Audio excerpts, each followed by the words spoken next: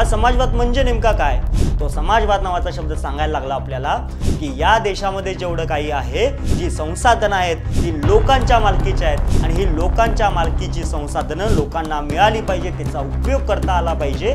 भारतीय संविधानातील समाजवाद असा शब्द एक आहे। संविधानाच्या प्रास्ताविकेत हा शब्द 1976च्या दरम्यान आला।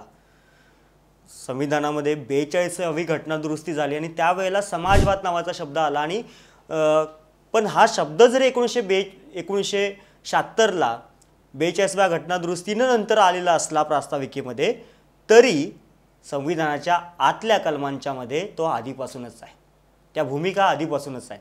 हा समाजवाद म्हणजे नेमका काय तर आपण सोप्या शब्दात समजून घेऊयात। मी एक छोटंसं उदाहरण देईन। मला सांगा, आपण प्रवासात पाण्याची बॉटल खरेदी करतो, बाटली खरेदी करतो आणि ती मिळते आपल्याला 20 रुपयाला। 20 रुपयाला 1 लिटर पाणी, आणि आम्ही रोज आपल्या घरामध्ये पाणी भरतो। वरती छतावर पाण्याची टाकी असते, कमीत कमी 1000 लिटरची असते। 20 रुपयाला 1 लिटर पाणी, तर त्या हिशोबानं दिवसाचे झाले, छतावरच्या टाकीचं मोजायला झालं तर 20,000 रुपये झाले।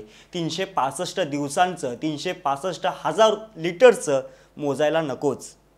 मग एवढा पैसा आपण त्या टाकीवरच्या छतावरच्या पाण्यासाठी देतोय का? नाही। आपण 1 लिटर पाणी 20 रुपयाला घेतो आणि दुसऱ्या बाजूला 365,000 लिटर पाण्यासाठी पूर्ण वर्षभराचे जास्तीत जास्त 1000 किंवा 1200 रुपये देत असतो। मग हे कशामुळे घडून आलं तर हे घडून आलं या संविधानातील प्रास्ताविकेत असणाऱ्या समाजवाद या शब्दामुळे। तो समाजवाद नावाचा शब्द सांगायला लागला आपल्याला की या देशामध्ये जेवढं काही आहे, जी संसाधनं आहेत ती लोकांच्या मालकीची आहेत आणि ही लोकांच्या मालकीची संसाधनं लोकांना मिळाली पाहिजे, त्याचा उपयोग करता आला पाहिजे।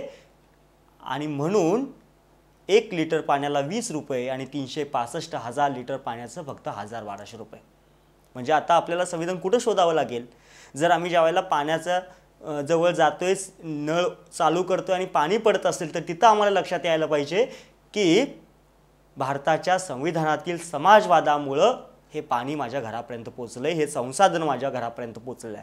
म्हणजे संविधान आमच्या जगण्याचा भाग कसा आहे तर आपल्याला सकाळी उठल्यापासून संध्याकाळी झोपेपर्यंत आजूबाजूला ज्या ज्या गोष्टी दिसतायत त्या संविधानाला जोडता आल्या पाहिजेत।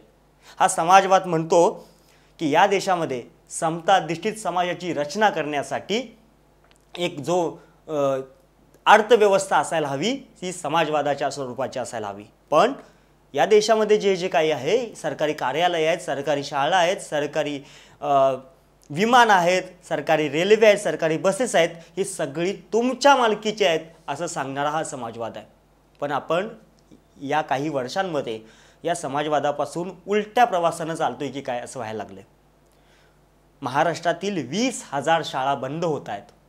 या 20,000 शाळा आमच्या मालकीच्या आहेत।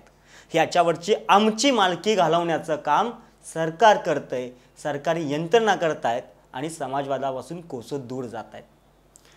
गरीब आणि श्रीमंत यामधली दरी कमी करण्याचा महत्त्वाचा संदेश समाजवाद देत आहे। पण ही दरी दिवसेंदिवस अधिकच वाढत जात आहे।